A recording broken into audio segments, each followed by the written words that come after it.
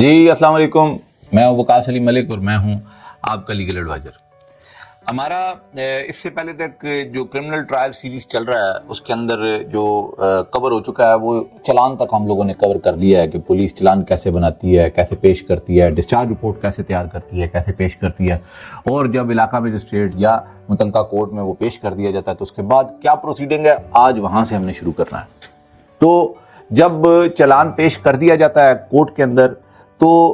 Court سب سے پہلے جو پہلا کام کرتی ہے وہ یہ کہ وہ ملزم کو اس دن بلا لیتی ہے جس دن چلان آیا ہوا ہوتا ہے، اور اس کو بتا دیتی ہے کہ جی آپ کا چلان عدالت میں جمع ہو چکا ہے،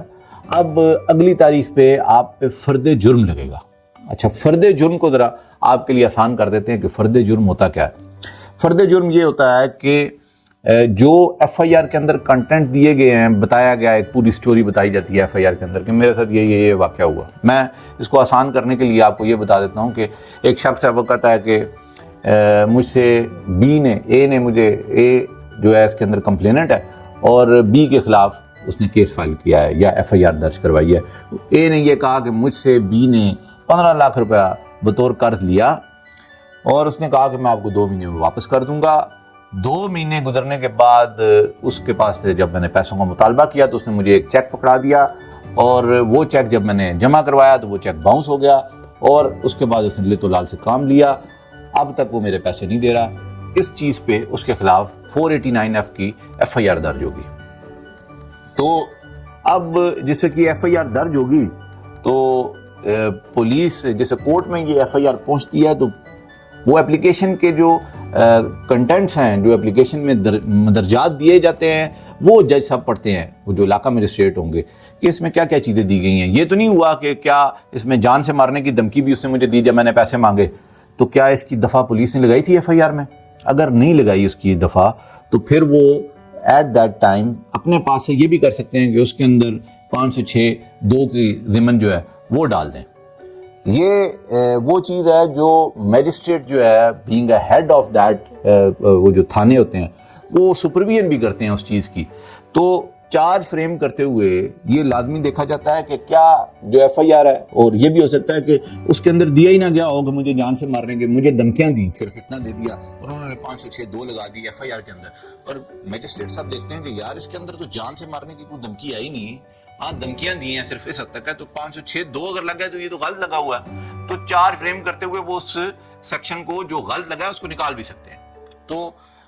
طریقہ یہ ہوتا ہے کہ ملزم پیش ہوتا ہے، اور ملزم سے جس طرح آپ نے فلموں میں دیکھا ہے، وہ انگلش موویز میں دکھاتے ہیں ڈو یو پلیڈ گلٹی اور ناٹ، وہ آگے سے کہتا ہے جی I plead guilty, I don't plead guilty, میں نے یہ جرم کیا تھا یا میں نے یہ جرم نہیں کیا تھا۔ اگر تو وہ یہ کہتا ہے کہ میں نے یہ جرم کیا تھا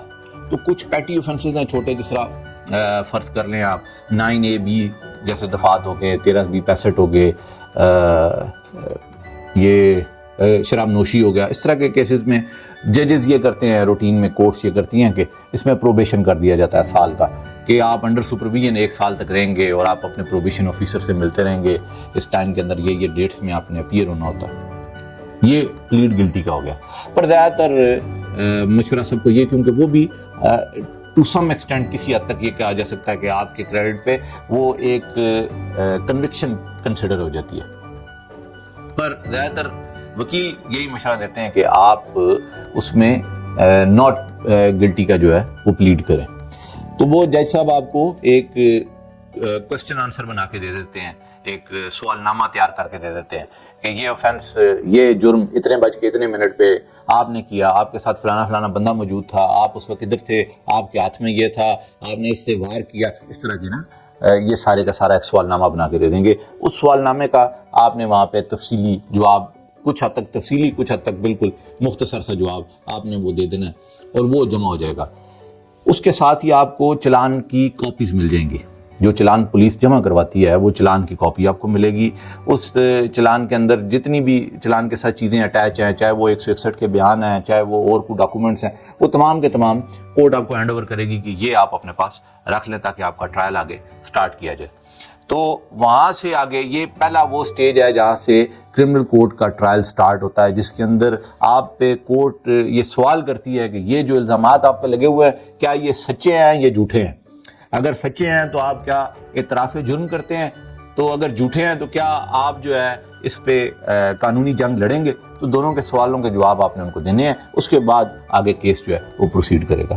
امید کرتا ہوں کہ اس ویڈیو کے ساتھ آپ کے نالج میں اضافہ ہوا ہوگا۔ ہماری یہ ویڈیو آگے بھی شیئر کریے گا تاکہ زیادہ سے زیادہ لوگ دیکھ کے سے مستفید ہوں، اور ہم یہ ایسی ویڈیوز بناتے رہیں۔ Thank you very much for watching. اللہ حافظ۔